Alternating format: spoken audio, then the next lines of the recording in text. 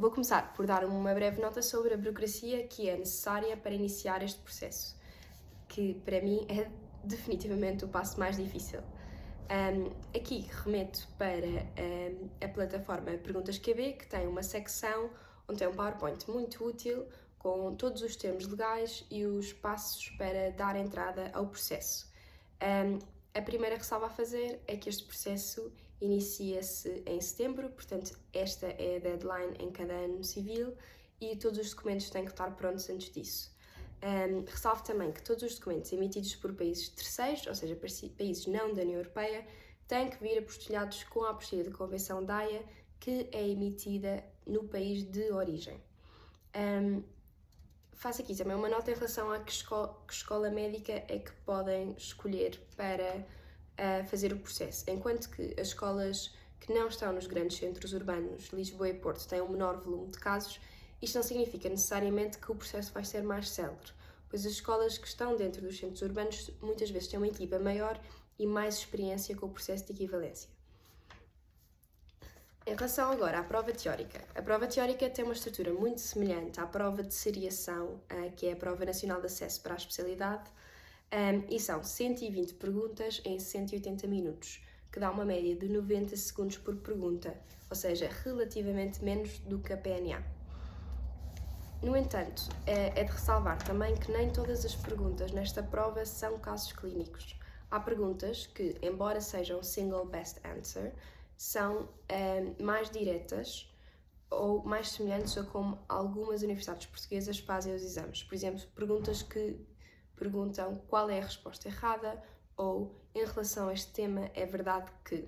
No entanto, creio que o modo de preparação não deve divergir muito em relação a estas perguntas.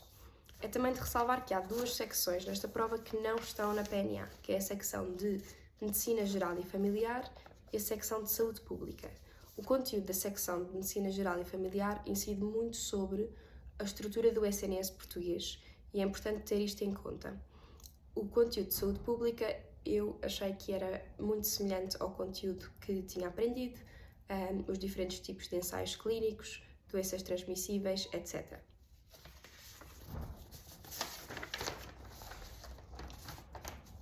Há uma coisa muito importante a saber na prova teórica, é que infelizmente a prova teórica não disponibiliza uma folha com os valores normais de referência para as análises clínicas.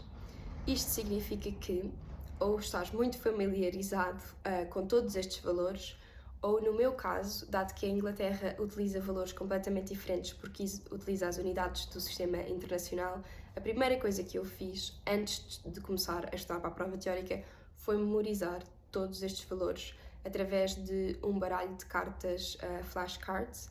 Podem usar aquele que está embutido na plataforma QB ou outro, mas isto é muito importante, não chegar ao exame e ser apanhado de surpresa.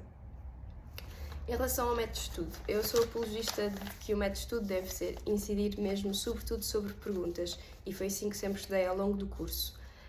As perguntas devem ser feitas em todas as fases do estudo, incluindo no início. Mesmo que estejamos a fazer perguntas em que sabemos pouco de um tópico, o facto de errarmos uma pergunta e irmos ler a explicação ajuda-nos imediatamente a memorizar esse tópico. Promove o que se chama em inglês Active Recalling, que é o recordamento ativo, e é muito mais eficaz do que simplesmente estar passivamente a ouvir uma aula ou a ler um slide. Eu estruturo o meu dia sempre começando a fazer 30 perguntas de um tópico que estou a estudar nesse dia, depois ir rever algum dos conceitos e depois tentar fazer pelo menos 30 a 50 perguntas gerais para manter o conhecimento.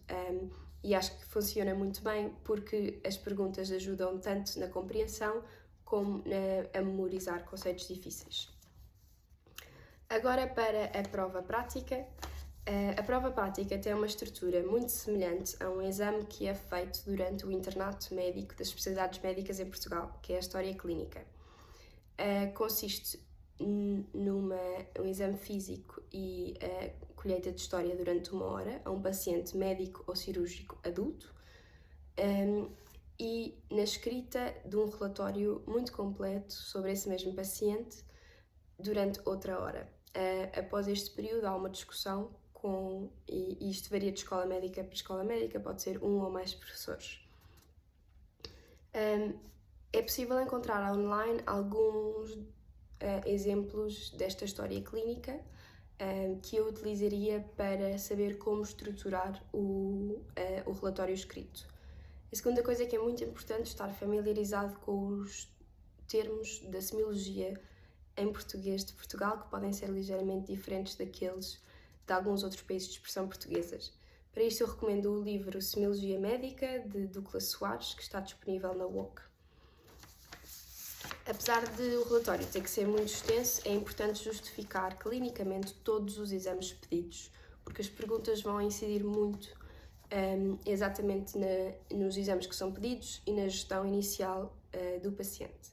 No final, os professores costumam perguntar também perguntas estilo prova oral relacionadas com o tema desse paciente. Então, o que eu fiz para me preparar para este exame foi juntar-me com um colega e fazer frequentemente casos clínicos, treinando não só a entrevista, a colheita da história, mas também a escrita do relatório e a escrita do relatório dentro do tempo de 1 hora. Fiz também uma lista de perguntas para saber um bocadinho na ponta da língua, caso fossem perguntadas pelo painel de professores no final. No meu caso, tive um doente com insuficiência cardíaca e tive várias perguntas sobre a terapêutica médica e o prognóstico desta condição clínica. Deixo por aqui o meu testemunho. Muito obrigada.